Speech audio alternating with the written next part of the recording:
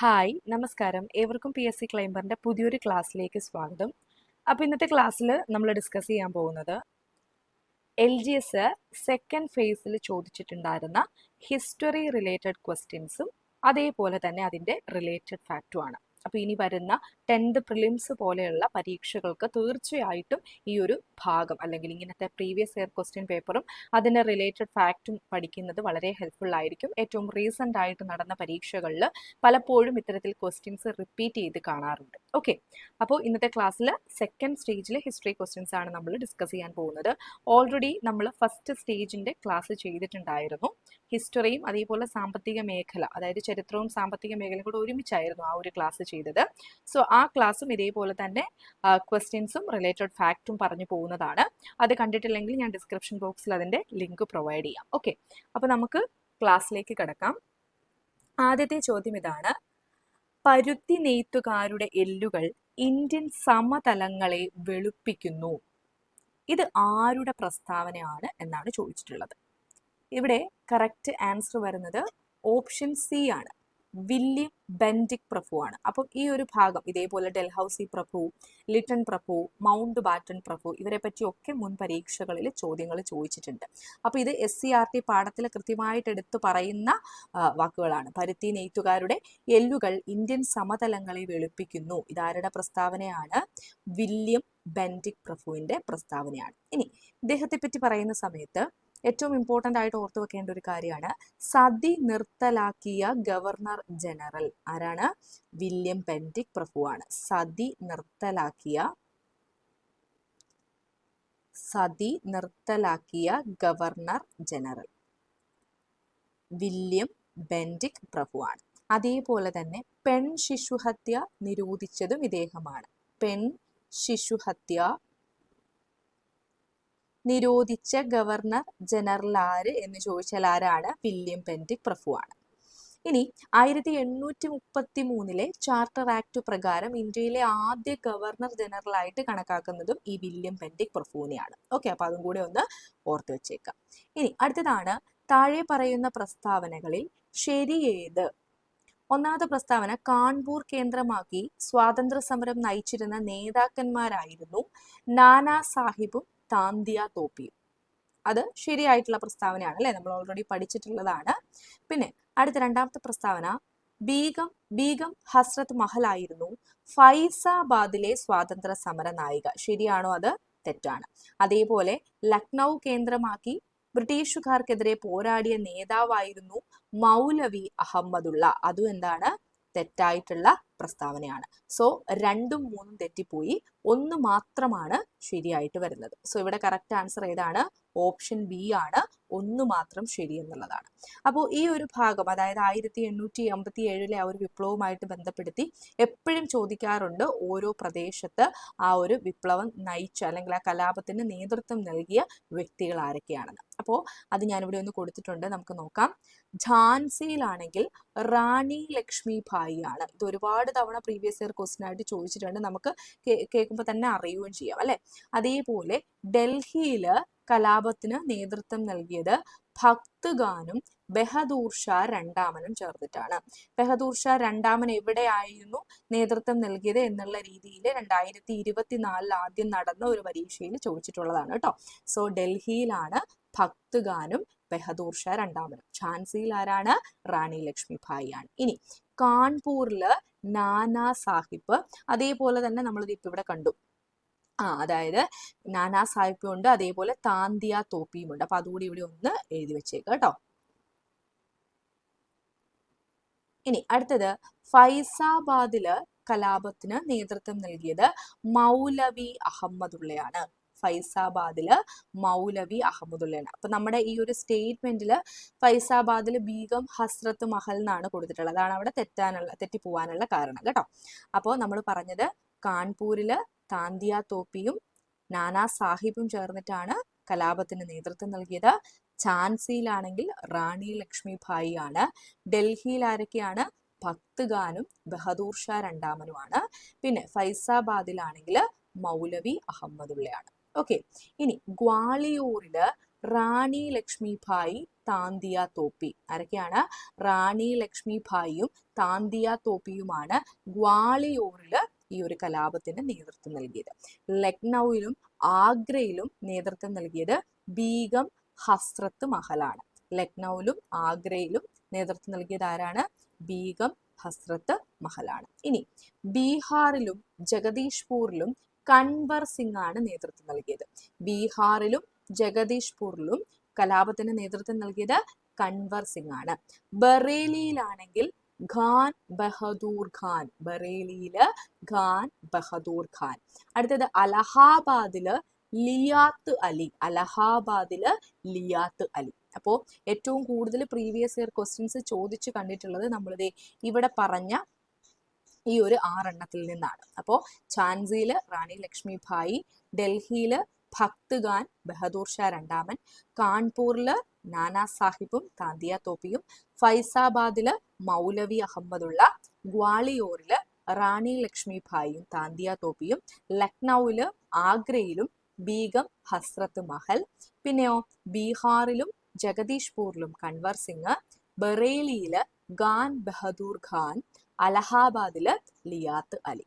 അതേപോലെ തന്നെ ഇവിടെ ഓർത്തിരിക്കേണ്ട മറ്റൊരു കാര്യമാണ് കലാപം അടിച്ചമർത്തിയവര്. അങ്ങനെയും ചോദിച്ചിട്ടുണ്ട്.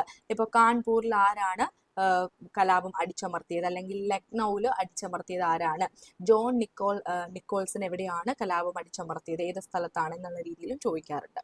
സോ ഡൽഹിയില് ജോൺ നിക്കോൾസണും ഹഡ്സണും ചേർന്നിട്ടാണ് ഡൽഹിയില് ജോൺ നിക്കോൾസണും ഹഡ്സണും ചേർന്നിട്ടാണ് കലാപം അടിച്ചമർത്തിയത്. കാൺപൂരിലാണെങ്കിൽ ഹാവ്ലോക്കും കാംപെല്ലും ചേർന്നിട്ടാണ്. കാൺപൂരില് ഹാവ്ലോക്കും കാംപെല്ലും ചേർന്നിട്ടാണ്. ഝാൻസിയിലാണെങ്കിൽ ഹ്യൂഗ് റോസ് ആണ്. ഇത് പ്രീവിയസ് ഇയർ ക്വസ്റ്റ്യൻ ആയിട്ട് ചോദിച്ചിട്ടുണ്ട് കേട്ടോ. ഝാൻസിയില് കലാപം അടിച്ചമർത്തിയത് ആരാണ്? ഹ്യൂഗ് റോസ് ആണ്. ഇനി ലക്നൌവിലാണെങ്കിൽ ആരാണ്? ക്യാമ്പലാണ്. ലക്നൌവിലാണെങ്കിൽ ക്യാമ്പലാണ്. അപ്പൊ അതും കൂടി ഒന്നിവിടെ ഓർത്തു വെച്ചേക്കാം. ഇനി നമുക്ക് അടുത്ത ക്വസ്റ്റ്യനിലേക്ക് വരാം. 4ാമത്തെ ക്വസ്റ്റ്യൻ, ഇന്ത്യയിലെ മുസ്ലിങ്ങളുടെ സാമൂഹ്യവും വിദ്യാഭ്യാസപരവുമായ പുരോഗതിക്കായി സ്ഥാപിച്ച സംഘടന ഏതാണ്? കറക്റ്റ് ആൻസർ വരുന്നത് ഓപ്ഷൻ സി ആണ്, അലിഗഡ് പ്രസ്ഥാനമാണ്. ഇതിനെപ്പറ്റി മുമ്പും ചോദ്യങ്ങൾ ചോദിച്ചിട്ടുണ്ട് കേട്ടോ.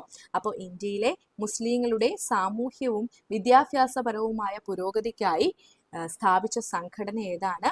അലിഗഡ് പ്രസ്ഥാനമാണ്.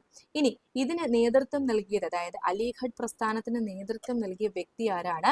സർ സയ്യിദ് അഹമ്മദ് ഖാൻ ആണ്. ആരാണ്? സർ സയ്യിദ് അഹമ്മദ് ഖാൻ ആണ്.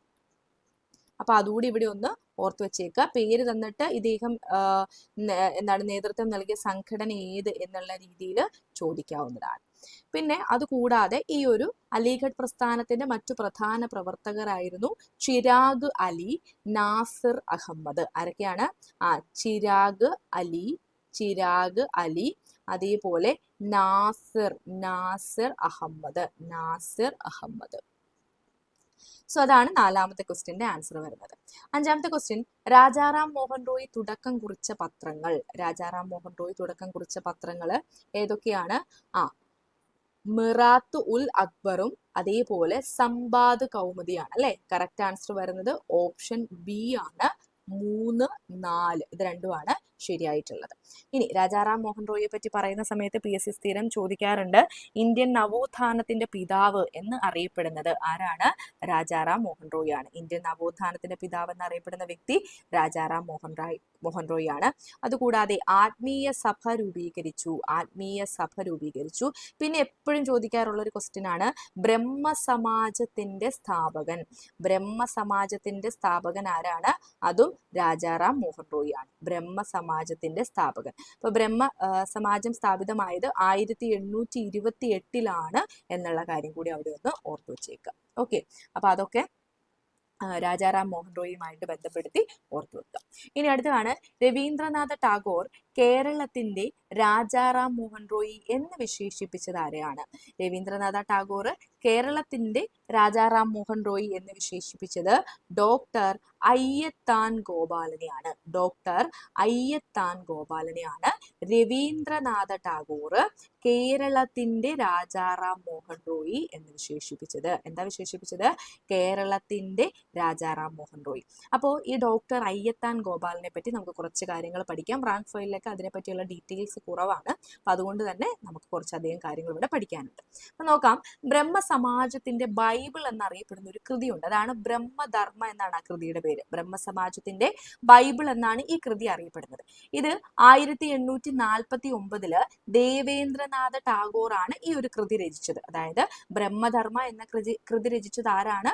ദേവേന്ദ്രനാഥ ടാഗോർ ആണ്. ഏത് വർഷമാണ്? 1894. ഈ കൃതിയെയാണ് ബ്രഹ്മസമാജത്തിന്റെ ബൈബിൾ എന്ന് അറിയപ്പെടുന്നത്. അപ്പോ ദേവേന്ദ്രനാഥ ടാഗോർ ആണ് ഇത് രചിച്ചത്. ഈ കൃതി എന്താണ് പിന്നീട് 1911 ഡോക്ടർ അയ്യത്താൻ ഗോപാലൻ സംസ്കൃതത്തിൽ നിന്ന് മലയാളത്തിലേക്ക് പരിഭാഷപ്പെടുത്തിയിട്ടുണ്ട്. അപ്പോ അതാണ് അവിടെ ഓർത്തു വെക്കേണ്ട പോയിന്റ്. എന്താണ് അവിടെ ഓർത്തു വെക്കേണ്ട പോയിന്റ്?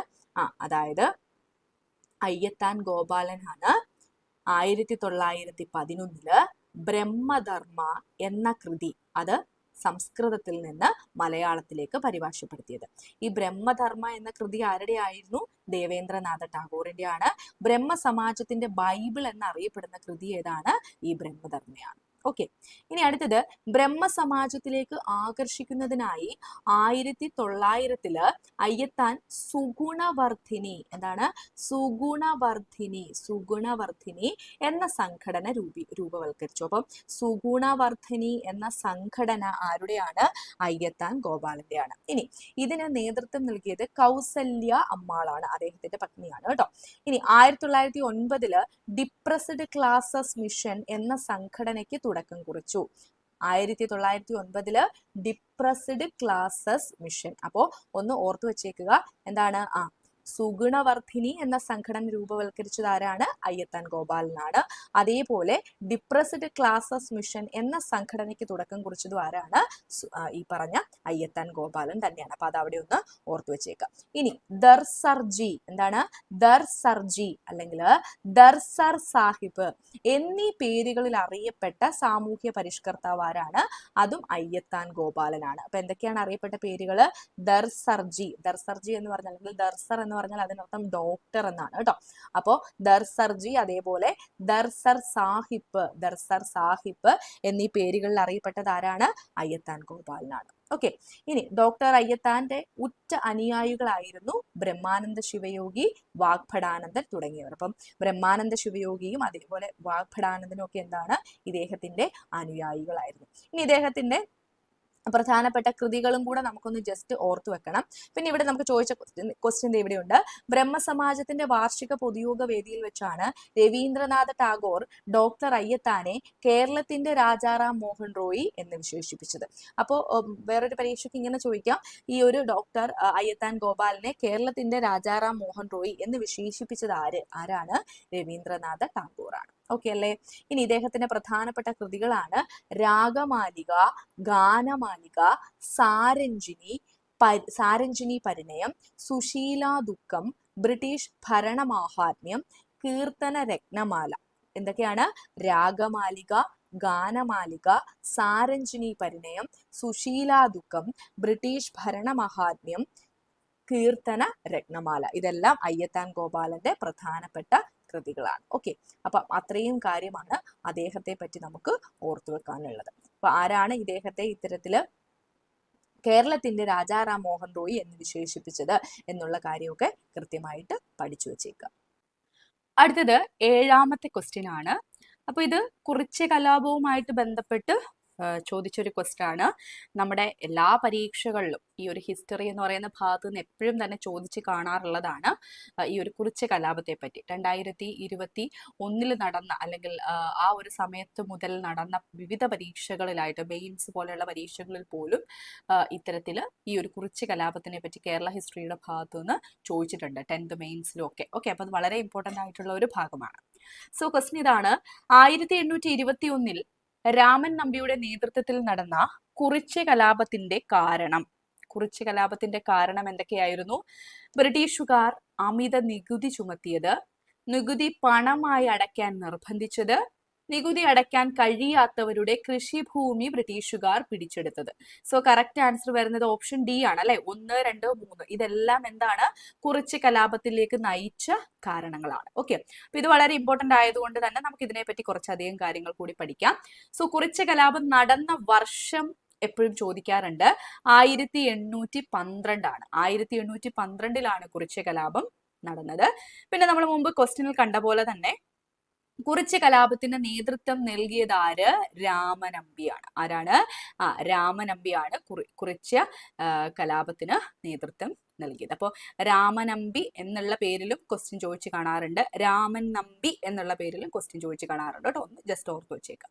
ഇനി ദക്ഷിണേന്ത്യയിൽ നടന്ന ഏക ഗിരിവർഗ കലാപം ഏത് എന്ന് ചോദിച്ചാൽ ഏതാണ്? അത് കുറിച്യ കലാപമാണ്. ദക്ഷിണേന്ത്യയിൽ നടന്ന ഏക ഗിരിവർഗ കലാപം ഏതാണ്? കുറിച്യ കലാപമാണ്. അടുത്തത് 1812 നടന്ന കുറിച്യ കലാപത്തിന്റെ കാരണങ്ങൾ കണ്ടോ. ബ്രിട്ടീഷുകാർ അധിക നികുതി ചുമത്തിയത്, നികുതി പണമായി അടയ്ക്കാൻ നിർബന്ധിച്ചത്, നികുതി അടയ്ക്കാൻ കഴിയാത്തവരുടെ കൃഷിഭൂമി ബ്രിട്ടീഷുകാർ പിടിച്ചെടുത്തത്. കണ്ടോ, ഇതെല്ലാം നമ്മുടെ ക്വസ്റ്റ്യൻ്റെ അകത്ത് പറഞ്ഞിട്ടുണ്ട് അല്ലെ. ബ്രിട്ടീഷുകാർ അമിത നികുതി ചുമത്തിയത്, നികുതി പണമായി അടയ്ക്കാൻ നിർബന്ധിച്ചത്, നികുതി അടയ്ക്കാൻ കഴിയാത്തവരുടെ കൃഷിഭൂമി ബ്രിട്ടീഷുകാർ പിടിച്ചെടുത്തത്. ഇതെല്ലാം എന്താണ്? 1812 കുറിച്യ കലാപത്തിലേക്ക് നയിച്ച കാരണങ്ങളാണ്. ഓക്കെ, ഇനി അടുത്തത്, 1 മാസം കൂടി പിടിച്ചു നിൽക്കാൻ കലാപകാരികൾക്ക് കഴിയുമായിരുന്നെങ്കിൽ രാജ്യം അവരുടെ നിയന്ത്രണത്തിലായിനെ എന്ന് കുറിച്യ കലാപത്തെ കുറിച്ച് അഭിപ്രായപ്പെട്ടത് ആര്? ഇത് പ്രീവിയസ് ഇയർ ക്വസ്റ്റ്യൻ ആയിട്ട് ചോദിച്ചിട്ടുണ്ട്. വളരെ ഇമ്പോർട്ടന്റ് ആണ് കേട്ടോ. ഈ ഒരു സ്റ്റേറ്റ്മെന്റ് ഇതേപോലെ തന്നിട്ട് ഇത് ആരാണ് അഭിപ്രായപ്പെട്ടത് എന്ന് ചോദിക്കാം. TH ബേക്കർ ആണ്. ആരാണ്? TH ബേക്കർ ആണ് ഇത്തരത്തില് കുറിച്യ കലാപത്തെ പറ്റി അഭിപ്രായപ്പെട്ടത്. എന്താ അഭിപ്രായപ്പെട്ടത്? 1 മാസം കൂടി പിടിച്ചു നിൽക്കാൻ കലാപകാരികൾക്ക് കഴിയുമായിരുന്നെങ്കിൽ രാജ്യം അവരുടെ നിയന്ത്രണത്തിലായേനും. അപ്പൊ ഇങ്ങനെ ചോദിക്കാം, TH ബേക്കർ ഇങ്ങനെ ഒരു അഭിപ്രായം പറഞ്ഞത് ഏത് കലാപത്തെ തുടർന്നാണെന്ന് ചോദിച്ചാൽ ഏതാണ്? കുറിച്യ കലാപത്തെ തുടർന്നാണ്. ഇനി അടുത്തത്, കുറിച്യ കലാപത്തിന്റെ മുദ്രാവാക്യം വട്ടത്തൊപ്പിക്കാരെ നാട്ടിൽ നിന്നും പുറത്താക്കുക. എന്താണ്? വട്ടത്തൊപ്പിക്കാരെ നാട്ടിൽ നിന്നും പുറത്താക്കുക. കുറിച്യ കലാപത്തിന്റെ മുദ്രാവാക്യമാണ് വട്ടത്തൊപ്പിക്കാരെ നാട്ടിൽ നിന്നും പുറത്താക്കുക. അടുത്തത്, കുറിച്യ കലാപം അടിച്ചമർത്തിയത് എന്നാണ്. ഇതും പ്രീവിയസ് ഇയർ ക്വസ്റ്റ്യൻ പേപ്പറിൽ സ്റ്റേറ്റ്മെന്റിൽ പറഞ്ഞിട്ടുള്ളതാണ് കേട്ടോ. കുറിച്യ കലാപത്തെ അടിച്ചമർത്തിയത് 1812 മെയ് 8-നാണ്. 1812 മെയ് 8-നാണ്. ഇനി കുറിച്യ കലാപത്തില് കുറിച്യരെ കൂടാതെ പങ്കെടുത്ത മറ്റൊരു ആദിവാസി വിഭാഗമുണ്ട്. അതും പരീക്ഷയ്ക്ക് ചോദിച്ചിട്ടുണ്ട്. അത് കുറുമ്പറാണ്. ഓക്കെ, കുറുമ്പറാണ് കുറിച്യരെ കൂടാതെ ഈ ഒരു കലാപത്തില് പങ്കെടുത്ത ആദിവാസി വിഭാഗം. അപ്പൊ അത്രയും കാര്യങ്ങൾ കുറിച്യ കലാപവുമായിട്ട് ബന്ധപ്പെട്ട് നിങ്ങളൊന്ന് ഓർമ്മയിൽ വെക്കുക. ഓക്കെ, ഇനി അടുത്തത്, ഗാന്ധിജിയുടെ കേരള സന്ദർശനവുമായി ബന്ധപ്പെട്ട ശബരി ആശ്രമം സ്ഥിതി ചെയ്യുന്ന ജില്ല. 8ാമത്തെ ക്വസ്റ്റ്യൻ ആണ്. ഗാന്ധിജിയുടെ കേരള സന്ദർശനവുമായി ബന്ധപ്പെട്ട ശബരി ആശ്രമം സ്ഥിതി ചെയ്യുന്ന ജില്ല ഏതാണ്? കറക്റ്റ് ആൻസർ ഓപ്ഷൻ സി ആണല്ലേ. പാലക്കാടാണ്. പാലക്കാടാണ്. ഈ ശബരി ആശ്രമം സ്ഥാപിച്ചത് ആർ കൃഷ്ണസ്വാമി അയ്യറാണ്. ആരാണ്? ആർ കൃഷ്ണസ്വാമി അയ്യറാണ്. ആർ കൃഷ്ണസ്വാമി അയ്യറാണ് ശബരി ആശ്രമം സ്ഥാപിച്ചത്. അതേപോലെ ഇവിടെ ഓർത്തു വെച്ചേക്കുക, തെക്കേ ഇന്ത്യയിലെ സബർമതി എന്നറിയപ്പെടുന്നതാണ് ഈ ശബരി ആശ്രമം. എന്താണ്? തെക്കേ ഇന്ത്യയിലെ സബർമതി എന്ന് അറിയപ്പെടുന്നത് ശബരി ആശ്രമമാണ്. പിന്നെ ഗാന്ധിജി ഇവിടെ 3 തവണ വിസിറ്റ് ചെയ്തിട്ടുണ്ട് കേട്ടോ. 3 തവണ സന്ദർശനം നടത്തിയിട്ടുണ്ട്. അപ്പോൾ ഇവിടെ ചോദിച്ചിട്ടുള്ളത് ഗാന്ധിജിയുടെ കേരള സന്ദർശനവുമായി ബന്ധപ്പെട്ട ഈ ഒരു ശബരി ആശ്രമം എവിടെ സ്ഥിതി ചെയ്യുന്നു എന്നാണ്. അത് നമ്മൾ പാലക്കാട് ജില്ലയാണെന്ന് പറഞ്ഞു. പിന്നെ ഇതുകൂടെ ഒന്ന് ഓർത്ത് വെച്ചേക്കുക, 3 തവണ ഗാന്ധിജി വന്നിട്ടുണ്ട്. ആ വർഷം 1925, 1927, 1934. വർഷം അത്ര ഇമ്പോർട്ടന്റ് അല്ല, എന്നാൽ ഒന്ന് ഓർത്ത് വെച്ചേക്കുക. ഇത് ഗാന്ധിജി കേരള സന്ദർശനവുമായി ബന്ധപ്പെട്ട് ശബരി ആശ്രമം സന്ദർശിച്ച വർഷങ്ങളാണ്. പക്ഷെ ഇതെല്ലാം നമ്മൾ പഠിച്ചിട്ടുണ്ട്. കേരളത്തിൽ ഗാന്ധിജി ടോട്ടൽ 5 ടൈംസ് വന്നിട്ടുണ്ട്. 5 തവണ ഗാന്ധിജി കേരളം വിസിറ്റ് ചെയ്തിട്ടുണ്ട്. പല മൂവ്മെന്റിലും പങ്കെടുക്കാനും ഒക്കെയാണ്. അതിനെപ്പറ്റി നമുക്ക് ഡീറ്റെയിൽ ആയിട്ട് മറ്റു ക്ലാസ്സുകളിൽ പഠിക്കാം. ഓക്കെ, അപ്പൊ 5 തവണ കേരളത്തിലേക്ക് ഗാന്ധി വന്നിട്ടുണ്ട് എന്ന് ഓർത്തു വെച്ചേക്കാം. ഇനി ശബരി ആശ്രമത്തെ പറ്റി നമ്മൾ പറഞ്ഞ പോയിന്റ്, പാലക്കാടാണ് സ്ഥിതി ചെയ്യുന്നത്. സ്ഥാപിച്ചത് ആർ കൃഷ്ണസ്വാമി അയ്യറാണ്. തെക്കേ ഇന്ത്യയിലെ സബർമതി എന്നാണ് അറിയപ്പെടുന്നത്. 3 തവണ ഗാന്ധിജി ശബരി ആശ്രമം വിസിറ്റ് ചെയ്തിട്ടുണ്ട്. 1925, 27, 1934. ഇനി ഗാന്ധിജിയെ കൂടാതെ മറ്റു ചില പ്രമുഖർ കൂടി ഈ ഒരു ആശ്രമത്തില് സന്ദർശിച്ചിട്ടുണ്ട്. അപ്പൊ അത് ആരൊക്കെയാണെന്ന് കൂടെ ഒന്ന് ഓർത്തു വെച്ചേക്കാം. ശ്രീനാരായണ ഗുരു, അതേപോലെ സരോജിനി നായിഡു,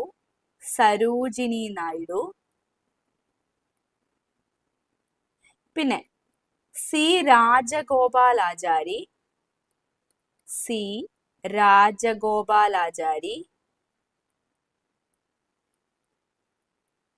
പിന്നെ രാജേന്ദ്ര പ്രസാദ്. ആരാണ്? രാജേന്ദ്ര പ്രസാദ്. അതേപോലെ EMS Namboodiripad.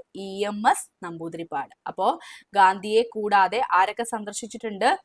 Sreenarayana Guru, Sarojini Naidu, C Rajagopalachari, doctor Rajendra Prasad, EMS Namboodiripad. Okay, അപ്പൊ അത്രയും കാര്യങ്ങൾ അവിടെ ഒന്ന് ഓർത്തു വെച്ചേക്കാം. അടുത്തത് EV രാമസ്വാമി നായ്ക്കറുമായി ബന്ധപ്പെട്ട സത്യാഗ്രഹം. EV രാമസ്വാമി നായ്ക്കറുമായി ബന്ധപ്പെട്ട സത്യാഗ്രഹം ഏതാണ്? കറക്റ്റ് ആൻസർ ഓപ്ഷൻ എ ആണ്, വൈക്കം സത്യാഗ്രഹമാണ്. അപ്പോൾ വൈക്കം സത്യാഗ്രഹവും എപ്പോഴും പരീക്ഷയിൽ ചോദിക്കാറുള്ളതാണ്. സോ അതിനെപ്പറ്റി നമുക്ക് കുറച്ച് കാര്യങ്ങൾ പഠിച്ചു വെച്ചേക്കാം. ഒന്ന്, വൈക്കം സത്യാഗ്രഹം ആരംഭിച്ചത് 2024 പ്രീവിയസ് ഇയർ ക്വസ്റ്റ്യൻ ആയിട്ട് വന്നിട്ടുണ്ട് കേട്ടോ. പല പരീക്ഷകളിൽ ചോദിച്ചിട്ടുണ്ട്. ഇയർ മാത്രമായിട്ട് ചോദിച്ചിട്ടുണ്ട്, ഡേറ്റ് സഹിതം ചോദിച്ചിട്ടുണ്ട്. അപ്പം 1924 മാർച്ച് 30-നാണ് വൈക്കം സത്യാഗ്രഹം ആരംഭിച്ചത്. 1924 മാർച്ച് 30-ആണ്. ഇനി വൈക്കം സത്യാഗ്രഹം ആരംഭിക്കുമ്പോഴുള്ള തിരുവിതാംകൂർ മഹാരാജാവ് ആരാണെന്ന് ചോദിച്ചാൽ അത് ശ്രീമൂലം തിരുനാളാണ്. സോ വൈക്കം സത്യാഗ്രഹം ആരംഭിക്കുമ്പോഴുള്ള തിരുവിതാംകൂർ രാജാവ് ആരാണ്? ശ്രീമൂലം തിരുനാളാണ്. എന്നാണ് ആരംഭിച്ചത്? 1924 മാർച്ച് 30-നാണ്. ഇനി വൈക്കം സത്യാഗ്രഹം അവസാനിക്കുമ്പോഴുള്ള തിരുവിതാംകൂർ ഭരണാധികാരി ആരെന്ന് ചോദിച്ചാൽ അത് സേതു ലക്ഷ്മി ഭായി ആണ് വൈക്കം സത്യാഗ്രഹം അവസാനിക്കുന്ന സമയത്ത് തിരുവിതാംകൂർ ഭരണാധികാരി. സോ വൈക്കം സത്യാഗ്രഹം ആരംഭിച്ച സമയത്ത് ശ്രീമൂലം തിരുനാളാണ്, അവസാനിച്ച സമയത്ത് സേതു ലക്ഷ്മി ഭായി ആണ്. എന്നാണ് ആരംഭിച്ചത്? 1924 മാർച്ച് 30-നാണ്. അടുത്ത പോയിന്റ് ശ്രദ്ധിച്ചോളുക. വൈക്കം വീരൻ എന്നറിയപ്പെടുന്നത് EV രാമസ്വാമി നായ്ക്കറാണ്. നമ്മളിപ്പോ ക്വസ്റ്റ്യനിൽ കണ്ടു അല്ലെ, എന്താ പറഞ്ഞത്? EV രാമസ്വാമി നായ്ക്കറുമായി ബന്ധപ്പെട്ട സത്യാഗ്രഹം ഏതെന്നാണ് ചോദിച്ചിട്ടുള്ളത് അല്ലെ. അപ്പൊ ഈ വൈക്കം വീരൻ എന്നറിയപ്പെടുന്നത് ആരാണ്? EV രാമസ്വാമി നായ്ക്കറാണ്. വൈക്കം വീരൻ എന്നാണ് EV രാമസ്വാമി നായ്ക്കർ അറിയപ്പെടുന്നത്.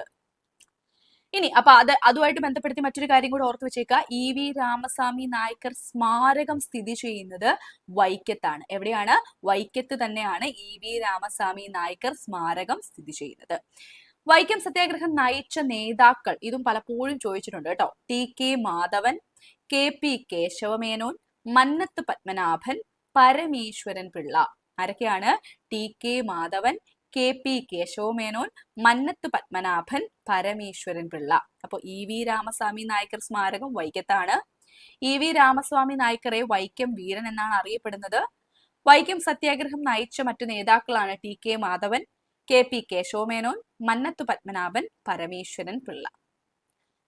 ഇനി വളരെ പ്രധാനപ്പെട്ട PSC 2024 ചോദിച്ചുകൊണ്ടിരിക്കുന്ന ക്വസ്റ്റ്യൻ ആണ്. വൈക്കം സത്യാഗ്രഹവുമായി ബന്ധപ്പെട്ട് സവർണ ജാഥ സംഘടിപ്പിച്ചത് ആരാണ്? മന്നത്ത് പത്മനാഭനാണ്. ഇത് ആരുടെ ഉപദേശം അനുസരിച്ചാണെന്ന് ചോദിക്കാം. ഗാന്ധിജിയുടെ ഉപദേശം അനുസരിച്ച. സോ ഓർത്ത് വെച്ചേക്കുക, ഗാന്ധിജിയുടെ ഉപദേശം അനുസരിച്ച് വൈക്കത്ത് നിന്നും തിരുവനന്തപുരത്തേക്ക്, എവിടെ നിന്നാണ്? വൈക്കത്ത് നിന്നും എങ്ങോട്ടേക്കാണ്? തിരുവനന്തപുരത്തേക്ക് സവർണ ജാഥ നയിച്ചത് മന്നത്ത് പത്മനാഭനാണ്. അപ്പൊ ഇങ്ങനെ ചോദിക്കാം, മന്നത്ത് പത്മനാഭൻ സവർണ ജാഥ നയിച്ചത് ഏത് സത്യാഗ്രഹത്തെ തുടർന്നാണ്? വൈക്കം സത്യാഗ്രഹത്തെ തുടർന്നാണ്. വൈക്കം ടു തിരുവനന്തപുരമായിരുന്നു. ആരുടെ ഉപദേശം അനുസരിച്ചാണ്? ഗാന്ധിജിയുടെ ഉപദേശം അനുസരിച്ചാണ്. ഇനി നാഗർകോവിൽ നിന്നും തിരുവനന്തപുരത്തേക്ക് ജാഥ നയിച്ചത് ഡോക്ടർ M.E. നായിഡു ആണ്. ആരാണ്? Doctor M.E. നായിഡു ആണ് നാഗർകോവിൽ നിന്നും തിരുവനന്തപുരത്തേക്ക് ജാഥ നയിച്ചത്. വൈക്കത്ത് നിന്നും തിരുവനന്തപുരത്തേക്ക് മന്നത്ത് പത്മനാഭനാണ്. അങ്ങനെ രണ്ട് ജാഥകളും തിരുവനന്തപുരത്ത് വെച്ച് കൂടിച്ചേർന്ന് നിവേദനം സമർപ്പിച്ചത് തിരുവിതാംകൂർ ഭരണാധികാരി ആയിരുന്ന സേതു ലക്ഷ്മി ഭായിക്കാണ്. നമ്മൾ ഓൾറെഡി പറഞ്ഞു അല്ലെ, വൈക്കം സത്യാഗ്രഹം അവസാനിച്ച സമയത്തെ തിരുവിതാംകൂർ ഭരണാധികാരി സേതുലക്ഷ്മി ഭായി ആണ്. വൈക്കം സത്യാഗ്രഹം ആരംഭിക്കുമ്പോഴുള്ള തിരുവിതാംകൂർ മഹാരാജാവ് അല്ലെങ്കിൽ തിരുവിതാംകൂർ ഭരണാധികാരി ശ്രീമൂലം തിരുനാളാന്ന് പറഞ്ഞു. സോ ഈ രണ്ട് ജാഥകളും തിരുവനന്തപുരത്ത് വെച്ച് കൂടിച്ചേർന്ന് നിവേദനം സമർപ്പിച്ചത് ആർക്കാണ്? സേതുലക്ഷ്മി ഭായിക്കാണ്. ഇനി വൈക്കം സത്യാഗ്രഹ ആശ്രമമായി ഉപയോഗിച്ച ശ്രീനാരായണ ഗുരുവിന്റെ മഠം ഏതാണെന്ന് ചോദിച്ചാൽ അത് വേലൂർ മഠമാണ്. ഏതാണ്? വേലൂർ മഠമാണ്.